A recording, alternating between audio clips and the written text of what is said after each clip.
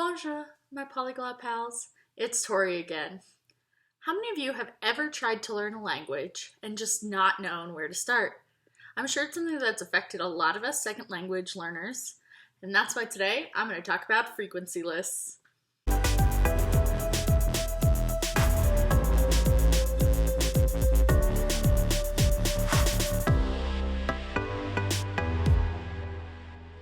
Frequency lists are a lot different than most school language learning. So in schools, in a traditional language learning classroom, you kind of learn words piecemeal. You may learn some places like the library, and you may learn colors, and you may learn the name for various animals. But when you think about how many times you say those things in the real world, you might realize that's not the best use of your time. People who aren't actually young students who would need to go to a school library, for example, probably aren't actually asking for directions to the library that often. On the other hand, knowing where the bathroom is seems like a pretty important thing. So focusing your energy on what to learn first is going to get you to fluency in a language better and faster than you could in a traditional classroom setting.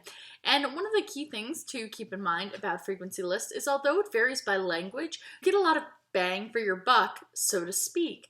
In English, the top 100 words account for about 85% of spoken language. The BBC said 800 words is all that's really needed to communicate day to day.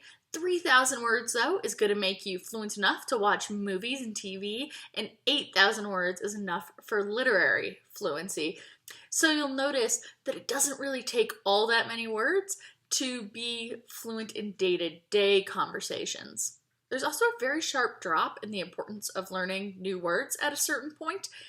The first 1,000 words in a language are going to account for roughly 90% of spoken speech. And from there, the next 1,000 words is only going to bring you to 93% of speech. So get really good at that first 1,000 before thinking of moving on. So just as an example, I want to talk about some of the top 100 words in English in order. And they are the, of, and, a, to, in, is. Already we've got lots of connecting words. There's not a single verb in there, so that should tell you how important those little words are. They don't feel like something, but in most sentences you use them. And English is particularly interesting because the word the doesn't exist in every language. So if you are a speaker of one of those languages, or if you are learning a language that doesn't have a the, get really good at that grammar concept. After that, we hit you, that, it, he, was, for. So here we've got plenty of pronouns, the you, the he, the it, but we also have the start of our verb to be with was. So in English, like in many other languages, to be is an important verb, not only because it signifies a state of being, like I am Tori, but also because we use it to express thoughts like I was walking, so past imperfect.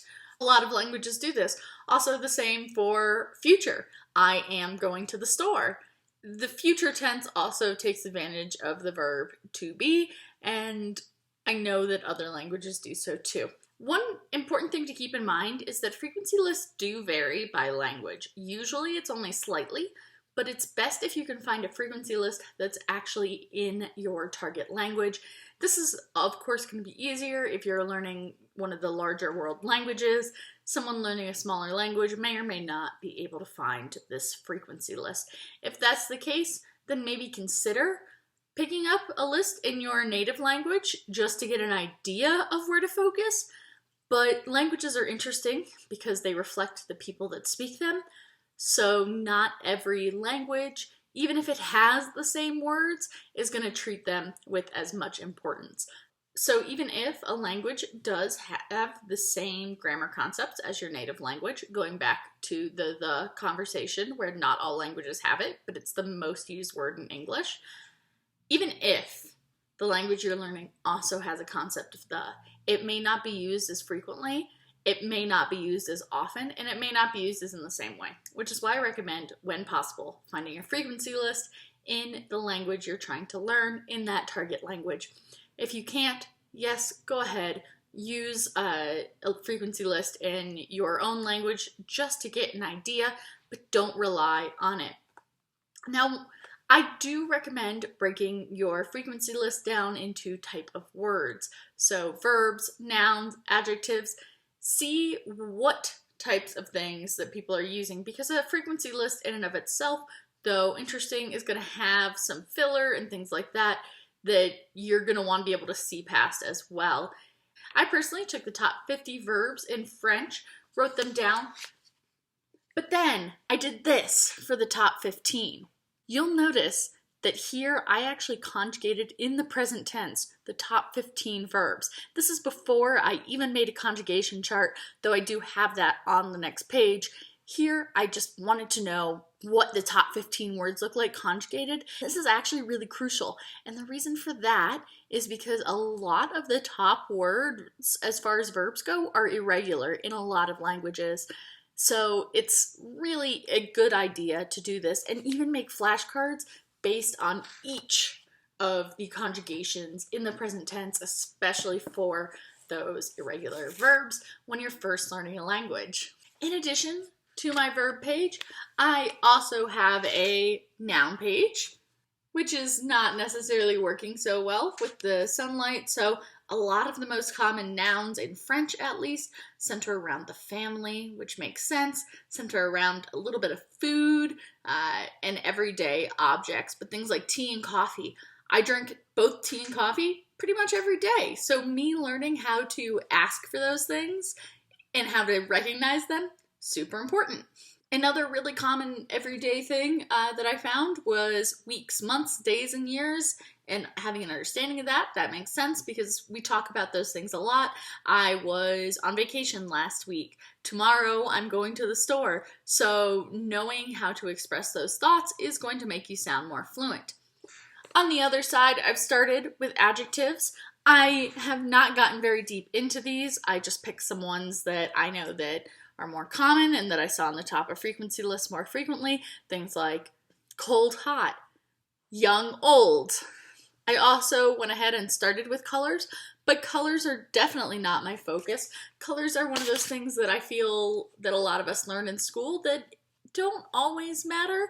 I think knowing some basic colors is a good idea, but I don't usually describe colors in everyday speech. One other thing I noticed I was missing, and this one is huge, is questions and filler words. So, excuse me, the light is not playing well with this, but I wrote down pretty much every question word. In English, these would be who, what, when, where, why, how much, and then sample sentences as well as filler words. Filler words are something that are worth putting into your frequency list language learning.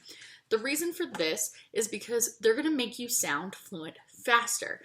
In English, you may have noticed, in my videos, you may have noticed when talking to native English speakers, that all of us use quite a few filler words. Words like like, is another filler word. Of course is a filler word. However, because those are all a type of filler word, on the other hand, these are things that can make someone go from sounding rudimentary to advanced in a language. And I'm not advocating with these filler words that you memorize all of them, and I'm definitely not advocating that you put them into sentences just because you can. I've seen a couple of recommendations from a well-known polyglot who's like, well, don't just say, I went to the store, say, however I went to the store. Don't do that unless it's necessary. It sounds unnatural. But do put a little bit of attention on those filler words in addition to your verbs, nouns, adjectives that you're learning as part of the frequency list. Although I've put everything in a notebook so far, my next step with this is going to be to go on to Anki and make some flashcards. One important thing to note is obviously frequency lists don't hit on grammar. For some languages and some target languages, that's not an issue. For example, English, French, and Spanish have relatively similar sentence structure. English is a bit different, but because I know Spanish, the French sentence structure is pretty similar, except for negations and a few things like that. So I don't need to focus that hard on grammar. Languages where the word order switches is a little bit different, and you may need to put in a little bit of time before getting fully invested in frequency lists to learn those grammar concepts. But you should really only focus on the sentence structure. For languages with declensions, languages like Ukrainian, Russian, Czech, you don't want to overload yourself with the declensions. In that case, I would recommend starting with the frequency list, because even if you are declining words wrong, people are going to more or less understand as long as you have the concept of the words. You don't need to learn any of the grammar to start learning the basic verbs with conjugations, as long as you have access to some sort of conjugation chart.